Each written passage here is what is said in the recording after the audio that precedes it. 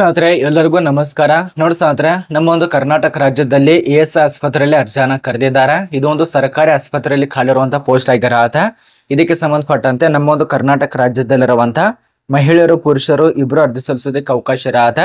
ಒಂದು plus point ಏನಂದ್ರೆ 67,000 ತನಕ ನಿಮಗೆ ಸ್ಯಾಲರಿ ಕೊಡ್ತಾರೆ. ಪರ್ ಮಂತ್ ಆಗಿ ನಿಮಗೆ 67,000 ತನಕ ಪರ್ ಮಂತ್ ನಿಮಗೆ ಸ್ಯಾಲರಿ ಸಿಗತ್ತೆ. ಇಲ್ಲಿ ಕಾಣಿಸ್ತಾ ಇರಬಹುದು ಈ ಒಂದು ನೋಟಿಸ್ ರಿಲೀಸ್ ಮಾಡಿದಂತ ದಿನಾಂಕ 29ನೇ ತಾರೀಕದಂದು ನೋಟಿಸ್ ರಿಲೀಸ್ ಮಾಡಿದ್ದಾರೆ.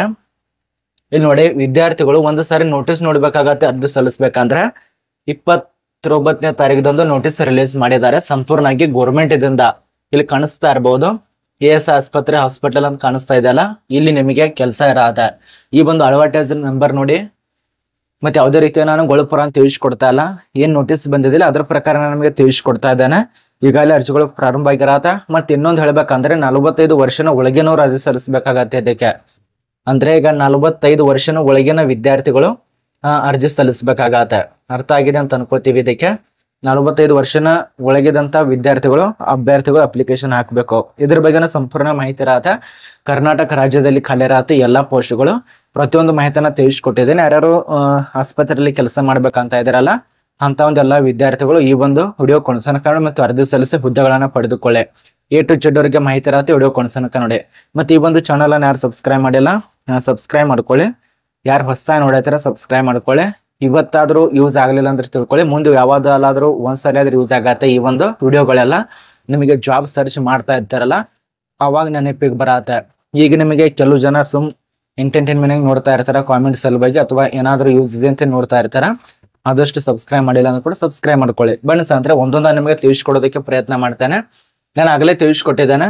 ನಮ್ಮ ಒಂದು ಭಾರತೀಯ ASI ಆಸ್ಪತ್ರೆಯಲ್ಲಿ ಅರ್ಜಿಯನ್ನ ಕರೆದಿರುವಂತದ್ದು. ಇದು ಸಂಪೂರ್ಣವಾಗಿ ಸೆಂಟ್ರಲ್ ಗೌರ್ಮೆಂಟ್ ಮತ್ತು ಸ್ಟೇಟ್ ಗೌರ್ಮೆಂಟ್. ಮತ್ತೆ ಇಲ್ಲಿ ಖಾಲಿ ಇರುವಂತಹ ಪೋಸ್ಟ್ ಇನ್ನೊಂದು ಹೇಳ್ಬೇಕಂದ್ರೆ ಪ್ರಮುಖವಾದ ಮಾಹಿತಿ, ಇದಕ್ಕೆ ನೇರವಾಗಿ ಸಂದರ್ಶನಕ್ಕೆ ಹೋಗ್ಬೇಕಾಗತ್ತೆ. ಆ ಒಂದು ಸಂದರ್ಶನಕ್ಕೆ ಹೋಗುವಂತ ದಿನಾಂಕ ನೋಡಿ 12ನೇ ತಾರೀಕು 12/8/2025 ಸಂದರ್ಶನಕ್ಕೆ ಹೋಗ್ಬೇಕಾಗತ್ತೆ. ಅದ ನಂತರ 2ನೇ ಪೋಸ್ಟ್ಗೆ ಅದು ಕೂಡ ಡೇಟ್ ಕೊಟ್ಟಿದ್ದಾರೆ, ಬಟ್ ಅದರ ಟೈಮ್ ಕೊಟ್ಟಿದ್ದಾರೆ. ಮುಂಜಾನೆ 9:30 10:30 ತನಕ ನೀವು ಸಂದರ್ಶನಕ್ಕೆ ಹೋಗ್ಬೇಕಾಗತ್ತೆ. ಇದೊಂದು ಅರ್ಥ ಮಾಡ್ಕೊಳ್ಳಿ. ಪ್ರತಿಯೊಬ್ರು ಕೂಡ ಇದಕ್ಕೆ ಸಂದರ್ಶನ ಪಡ್ಕೋಬಹುದಾಗಿರತ್ತೆ. ಸಂದರ್ಶನ ಮೂಲಕವಾಗಿ ಈ ಒಂದು ಹುದ್ದೆನ ಪಡ್ಕೋಬಹುದು. ಇನ್ನೊಂದು ಹೇಳ್ಬೇಕಂದ್ರೆ ವಿದ್ಯಾರ್ಥಿಗಳಿಗೆ ಒಂದು ಸಂದರ್ಶನಕ್ಕೆ ಹೋಗ್ಬೇಕಾಗತ್ತೆ ಅಂದ್ಮೇಲೆ ಎಲ್ಲ ರೂಲ್ಸ್ಗಳು ತಿಳ್ಕೊಬೇಕು. ಒಂದೊಂದಾಗಿ ರೂಲ್ಸ್ ಪ್ರಕಾರ ನಮಗೆ ತಿಳಿಸ್ಕೊಡ್ತಾ ಹೋಗ್ತೇನೆ ನೋಡಿ. ಇದು ನಮ್ಮ ಒಂದು ಕರ್ನಾಟಕ ರಾಜ್ಯದ ASI ಆಸ್ಪತ್ರೆಯಲ್ಲಿ ಅರ್ಜಿ ಕರೆದಿದ್ದಾರೆ. ನೌಕರರ ರಾಜ್ಯ ವಿಮಾ ನಿಗಮ ಕರ್ನಾಟಕ ಅಂತೇಳಿ ಟೋಟಲ್ ಆಗಿ 9 ಪೋಸ್ಟ್ ಇರತ್ತೆ. ಆಲ್ ಕರ್ನಾಟಕ ರಾಜ್ಯದಲ್ಲಿ 9 ಪೋಸ್ಟ್ ಮತ್ತು ಕರ್ನಾಟಕ ವಿದ್ಯಾರ್ಥಿಗಳು ಮಾತ್ರ, ಕನ್ನಡಿಗರು ಮಾತ್ರ ಅರ್ಜಿ ಸಲ್ಲಿಸೋದಕ್ಕೆ ಅವಕಾಶ ಇರತ್ತೆ. ಅದು ಮೇಲ್ ಆಗ್ಬೋದು ಅಥವಾ ಫಿಮೇಲ್ ಆಗ್ಬೋದು ಅಪ್ಲಿಕೇಶನ್ ಆಯ್ಕೆ. ಮತ್ತೆ ಇಲ್ಲಿ ಖಾಲಿ ಇರುವಂತಹ ಪೋಸ್ಟ್ ಹಿರಿಯ ನಿವಾಸಿ. ಈ ಒಂದು ಹಿರಿಯ ನಿವಾಸಿ, ಅದರ ನಂತರ ಎಮರ್ಜೆನ್ಸಿ ಮೆಡಿಸಿನ್ ಅಧಿಕಾರಿ ಹುದ್ದೆಗಳು ಈ ಒಂದು ಇಲಾಖೆಯಲ್ಲಿ ಖಾಲಿ ಇರತ್ತೆ.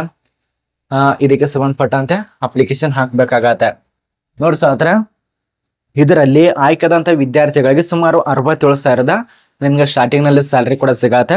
ಇದು ನಿಮಗೆ ಕನ್ಫರ್ಮ್ ಆಗಿ ಅರ್ಥ ಆಯ್ತು. ಮತ್ತೆ ಆಯ್ಕೆದಂತ ವಿದ್ಯಾರ್ಥಿಗಳಿಗೆ ಕೆಲಸ ಅಲ್ಲಿ ಸಿಗತ್ತೆ ಅಂತ ತುಂಬಾ ಜನ ಕೇಳ್ಬಹುದು. ಇದು ನೋಡಿ, ನಮ್ಮ ಒಂದು ಕರ್ನಾಟಕ ರಾಜ್ಯದ ಕಲಬುರಗಿಯಲ್ಲಿ ಕೆಲಸ ಇರತ್ತೆ. ಅರ್ಥ ಆಗ್ತಿದೆ ಅಂತ ಅನ್ಕೋತೀವಿ. ಕಲಬುರಗಿಯಲ್ಲಿ ಕೆಲಸ ಇರತ್ತೆ ಮತ್ತು ಸಂಸ್ಥೆ ಬೆಂಗಳೂರಿನಲ್ಲಿ ಇರತ್ತೆ. ಇದು ನಮ್ಮ ಒಂದು ಭಾರತ ಸರ್ಕಾರ ಇಲಾಖೆ ಆಗಿರತ್ತೆ, ಸಂಸ್ಥೆ ಆಗಿರತ್ತೆ. ಅರ್ಥ ಆಗ್ತಿದೆ ಅಂತ ಅನ್ಕೋತೀವಿ. ಮತ್ತೆ ಇದಕ್ಕೆ ಹಿರಿಯ ನಿವಾಸಿ ಪೋಸ್ಟ್ಗಳಿಗೆ ಏನೆಲ್ಲ ವಿದ್ಯಾರ್ಹತೆ ಆಗಿರಬೇಕು. ಮೊದಲನೇ ವಿದ್ಯಾರ್ಹತೆ, ಅಭ್ಯರ್ಥಿಗಳು ಮೊದಲಿಗೆ ಮಾನ್ಯತೆ ಪಡೆದ ಮಂಡಳಿ ಅಥವಾ ವಿಶ್ವವಿದ್ಯಾಲಯಗಳಿಂದ MD ಅಥವಾ DNB ಅಥವಾ MSc ಕಂಪ್ಲೀಟ್ ಮಾಡಿದಂಥ ವಿದ್ಯಾರ್ಥಿಗಳು ಅಪ್ಲಿಕೇಶನ್ ಹಾಕಿ. ಇದು ನಮಗೆ ಶೈಕ್ಷಣಿಕ ಅರ್ಹತೆ ಬಗ್ಗೆ ಗೊತ್ತಾಯಿತು. ಇನ್ನು ವಯೋಮಿತಿ ಎಷ್ಟು ಸರಿಲಿಕ್ಕಿರತ್ತೆ ಅಂದ್ರೆ ನಿಮಗೆ ಸಾಮಾನ್ಯವಾಗಿ 3 ವರ್ಷ 5 ವರ್ಷ ಇದು ಕೊಡ್ತಾರೆ. ಇನ್ನು ವಯೋಮಿತಿಗೆ ಸಂಬಂಧಪಟ್ಟಂತೆ ಕರ್ನಾಟಕ ಈ ಒಂದು ASI ಆಸ್ಪತ್ರೆ ನೇಮಕಾತಿಗಳ ಪ್ರಕಾರ ವಿದ್ಯಾರ್ಥಿಗಳಿಗೆ ಗರಿಷ್ಠವಾಗಿ ನಿಮಗೆ 45 ವರ್ಷ ತನಕ ಕೊಟ್ಟಿದ್ದಾರೆ. ಇದು ನಮಗೆ ಅರ್ಥ ಆಯ್ತು. ಅದ ನಂತರ ಇದು ನೇರವಾಗಿ ಸಂದರ್ಶನಕ್ಕೆ ಹೋಗ್ಬೇಕಾಗತ್ತೆ. ಅಲ್ಲಿ ಆನ್ಲೈನ್ ಅಲ್ಲಿ ಅರ್ಜಿ ಸಲ್ಲಿಸೋದು, ಆಫ್ಲೈನ್ ಅಲ್ಲಿ ಅರ್ಜಿ ಸಲ್ಲಿಸೋದು, ಇದು ಯಾವುದೇ ರೀತಿಯ ಪ್ರೊಸೆಸಿಂಗ್ ಇಲ್ಲ. ನೇರವಾಗಿ ಸಂದರ್ಶನಕ್ಕೆ ಹೋಗ್ಬೇಕು. ಕೆಲವು ಜನ ಕಮೆಂಟ್ ಮಾಡ್ತಾ ಇರ್ತಾರ, ನಾನು ಕೂಡ ತುಂಬಾ ನೋಡಿದ್ದೇನೆ. ಸರ್, ನಾವು ಇದು ಆನ್ಲೈನ್ ಕೇಂದ್ರದಲ್ಲಿ ಕೇಳಿದೀವಿ ಬಟ್ ಅರ್ಜಿನೇ ಕರೆದಿಲ್ಲ ಅಂತ ಹೇಳ್ತಾರಲ್ಲ, ನೀವು ಎಲ್ಲಿಂದ ಹೇಳ್ತಾರ ತುಂಬಾ ಜನ ಕೇಳ್ತಾರ. ನೋಡಿ, ಕೆಲವು ಜನ ಹೇಗಿರ್ತಾರ ಅಂದ್ರೆ ಸುಮಾರು 5, 6, 7, 8 ಈ ರೀತಿಯ ಪೋಸ್ಟ್ ಅನ್ನ ಕರೆದಿರ್ತಾರಲ್ಲ.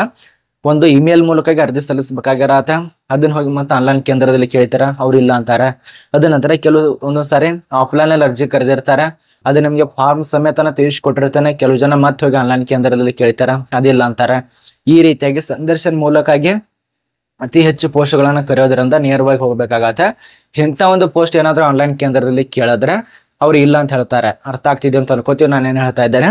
ಅವ್ರು ಇಲ್ಲ ಅಂತ ಹೇಳೋದು ಮಾತ್ರ ಬಾಯಿಂದ ಬರತ್ತೆ, ಆದ್ರೆ ಅದಕ್ಕೆ ಸಂಬಂಧಪಟ್ಟಂತೆ ಅವರು ಸರ್ಚ್ ಮಾಡಿ ನಮಗೆ ಎಲ್ಲ ವಿವರಣೆ ಕೊಡೋದಿಲ್ಲ. ಯಾಕಂದ್ರೆ ಅವ್ರದ್ದು ಟೈಮ್ ವೇಸ್ಟ್ ಆಗತ್ತೆ. ಅದೊಂದು ಕಾರಣಕ್ಕಾಗಿ ಅವರಿಗೆ ಬೇಕಾಗಿರೋದು ಅತಿ ದೊಡ್ಡ ಪೋಸ್ಟ್ಗಳು. ಉದಾಹರಣೆಗೆ ಕರ್ನಾಟಕ ರಾಜ್ಯದಲ್ಲಿ ಈಗ ಅಕಸ್ಮಾತ್ ಕಾನ್ಸ್ಟೇಬಲ್ ಪೋಸ್ಟ್ಗೆ ಅರ್ಜಿ ಕರೆದಾರೆ ಅಂತ ತಿಳ್ಕೊಳ್ಳಿ, KSP ಇಲಾಖೆಯಿಂದ. ಅದು ಮಾತ್ರ ಅವ್ರಿಗೆ ಗೊತ್ತಿರತ್ತೆ, ಆನ್ಲೈನ್ ಇರತ್ತೆ, ಎಲ್ಲರೂ ಅರ್ಜಿ ಸಲ್ಲಿಸ್ತಾರೆ, ಎಲ್ಲರೂ ಅಪ್ಲಿಕೇಶನ್ ಹಾಕ್ಬೇಕಂದ್ರೆ ಗೊತ್ತಿರತ್ತೆ. ಅದೇ ಒಂದು ಕಾರಣಕ್ಕಾಗಿ ಇದೆ ಅಂತೇಳಿ ಅವ್ರು ಹೇಳ್ತಾರೆ, ಆಮೇಲೆ ಅಪ್ಲಿಕೇಶನ್ ಹಾಕ್ತಾರೆ. ಇಂಥ ಒಂದು ಸಣ್ಣ ಪುಟ್ಟ ಪೋಸ್ಟ್ಗಳು, ಅದ ನಂತರ ಇಮೇಲ್ ಮೂಲಕ ಈ ಒಂದು ಸಂದರ್ಶನ ಆಫ್ಲೈನಲ್ಲಿ ಅರ್ಜಿ ಸಲ್ಲಿಸೋದು ಅವ್ರಿಗೆ ಯಾರಿಗೂ ಗೊತ್ತಿರೋದಿಲ್ಲ. ಅದೇ ಒಂದು ಕಾರಣಕ್ಕಾಗಿ ಅಲ್ಲಿ ಯಾರು ಕೂಡ ಇಂಥ ಒಂದು ಪೋಸ್ಟ್ ಬಗ್ಗೆ ಕೇಳಕ್ ಹೋಗಬೇಡಿ. ಇದಕ್ಕಿಂತ ಮಾಹಿತಿ ಏನಾದರೂ ಡೌಟ್ ಇತ್ತಂದ್ರೆ ನಾನು ಮೊದಲಿಗೆ ತಿಳಿಸ್ಕೊಡ್ತಾನೆ ಬರ್ತಾ ಇದ್ದೇನೆ ಎಲ್ಲ ಒಂದು ವಿಡಿಯೋದಲ್ಲಿ. ಇನ್ಸ್ಟಾದಲ್ಲಿ ಮೆಸೇಜ್ ಮಾಡಿ ರಿಪ್ಲೈ ಕೊಡ್ತೇನೆ. ಸಾಯಂಕಾಲ ನಾನು ಫ್ರೀ ಇರ್ತೇನೆ, ಅವಾಗ ರಿಪ್ಲೈ ಕೊಡ್ತೇನೆ ಅಂತ ಹೇಳ್ತಾ ಇದ್ದೇನೆ. ಬಟ್ ಮತ್ತೆ ಆನ್ಲೈನಲ್ಲಿ ಕೇಂದ್ರಕ್ಕೆ ಹೋಗ್ತೀರಾ, ಸುಮಾರು ಸುಮ್ಮನೆ 4-5 ಕಿಲೋಮೀಟರ್ ದೂರ ಇರತ್ತೆ, ಮತ್ತು ವಾಪಸ್ ನಿಮ್ಮ ಟೈಮ್ ಕೂಡ ವೇಸ್ಟ್ ಮಾಡ್ತಾರ. ನಿಮಗೆ ಉದ್ಧಾರಕ್ಕಾಗಿ ಹೇಳಿರೋದು, ಇಂಥ ಒಂದು ಪೋಸ್ಟ್ ಸಲುವಾಗಿ ಯಾರು ಕೂಡ ಆನ್ಲೈನ್ ಕೇಂದ್ರದಲ್ಲಿ ಹೋಗಬೇಡಿ. ಹೋಗಿ ಬಟ್ ಆ ಒಂದು ಇಂಥ ಒಂದು ಫಾರ್ಮ್ಗಳು ಸಿಗ್ತಾವಲ್ಲ, ಅರ್ಜಿ ಸಲ್ಲಿಸುವಂಥ ಪ್ರಿಂಟ್ಗಳು, ಅದನ್ನ ಮಾತ್ರ ತೆಗೆಯೋದಕ್ಕೆ ಹೋಗಿ, ಅದನ್ನ ಬಿಟ್ಟು ಸುಮ್ಮನೆ ಹೋಗಿ ಕೇಳೋದು, ಅವ್ರಿಗೂ ಟೈಮ್ ಎಷ್ಟು, ನಿಮ್ದು ಟೈಮ್ ಎಷ್ಟು, ಮತ್ತೆ ಅಲ್ಲಿದಂತರ ಬೈಯೋದು, ನಮಗೆ ಕಮೆಂಟ್ ಮಾಡೋದು, ಈ ರೀತಿ ಮಾಡಬೇಡಿ. ನಿಮ್ಮ ಟೈಮ್ ವೇಸ್ಟ್ ಮಾಡ್ಕೋಬೇಡಿ. ಇದು ಹೇಳೋದು ಎಲ್ಲ ಒಂದು ವಿದ್ಯಾರ್ಥಿಗಳಿಗೆ. ಇದನ್ನ ಬಿಟ್ಟು ಬೇರೆ ಹೇಳಕ್ಕಾಗಲ್ಲ. ಅರ್ಥ ಆಗಿದೆ ಅಂತ ಅನ್ಕೋತೀವಿ. ಮತ್ತೆ ಇದು ಸಂದರ್ಶನ ಹೋಗೋದ್ರಿಂದ ಯಾವ ಒಂದು ವಿಳಾಸಕ್ಕೆ ಸಂದರ್ಶನಕ್ಕೆ ಹೋಗ್ಬೇಕು? ಅಕಾಡೆಮಿಕಲ್ ಬ್ಲಾಕ್ ASI MEC ಮತ್ತು PG IMSR ರಾಜಾಜಿನಗರ ಬೆಂಗಳೂರು, ಇಲ್ಲಿ ನೀವು ಡೈರೆಕ್ಟ್ ಆಗಿ ಸಂದರ್ಶನ ಪಡ್ಕೋಬೇಕಾಗತ್ತೆ. ಈ ಒಂದು ಸಂದರ್ಶನ ವಿಳಾಸ ಕೂಡ ಕೊಟ್ಟಿದ್ದಾರೆ, ಇಲ್ಲೇ ಇದೆ ನೋಡಿ ಸಂದರ್ಶನ ವಿಳಾಸ. ತುಂಬಾ ದೂರ ಏನಿಲ್ಲ, ಇದೇನು ಕಾಣಿಸ್ತಾ ಇದೆಯಲ್ಲ, ಇಲ್ಲಿರತ್ತೆ. ಒಂದು ಮೆಡಿಕಲ್ ಈ ಒಂದು ಮೆಡಿಕಲ್ ಕಾಲೇಜು, ಅದ ನಂತರ ASI ಆಸ್ಪತ್ರೆಯಲ್ಲಿ ಕೆಲಸಗಳು ಇರೋದ್ರಿಂದ ಅಲ್ಲಿ ನಿಮಗೆ ಕೆಲಸ ಕೊಡ್ತಾರೆ. ಸಂಪೂರ್ಣ ಮಾಹಿತಿ ತಿಳಿದಿದೆ ಅಂತ ಅನ್ಕೋತೀವಿ ಇದ್ರ ಬಗ್ಗೆ. ಅಧಿಸೂಚನೆ ರಿಲೀಸ್ ಮಾಡಿದಂಥ ದಿನಾಂಕ 29ನೇ ತಾರೀಕು. ಕೊನೆಯ ದಿನಾಂಕ ಡೈರೆಕ್ಟ್ ಆಗಿ ಸಂದರ್ಶನಕ್ಕೆ ಹೋಗಲು 12ನೇ ತಾರೀಕು ಆಗಸ್ಟ್. ಸಂಪೂರ್ಣ ಮಾಹಿತಿ ತಿಳಿದಿದೆ ಅಂತ ಅನ್ಕೋತೀವಿ. ಏನೇ ಡೌಟ್ ಇತ್ತಂದ್ರೆ ನಮ್ಗೆ ಇನ್ಸ್ಟಾದಲ್ಲಿ ಮೆಸೇಜ್ ಮಾಡಿ, ನಾನು ಈಗಲೇ ತಿಳಿಸ್ಕೊಡ್ತಾ ಇದ್ದೆ ನೋಡಿ. ಡೌಟ್ ಇತ್ತಂದ್ರೆ ಇನ್ಸ್ಟಾದಲ್ಲಿ ಮೆಸೇಜ್ ಮಾಡಿ. ಅರ್ಥ ಆಗಿದೆ ಅಂತ ಅನ್ಕೋತೀವಿ. ಇಲ್ಲಿ ತನಕ ವಿಡಿಯೋ ನೋಡೋದಕ್ಕೆ ಎಲ್ಲರಿಗೂ ಧನ್ಯವಾದಗಳು.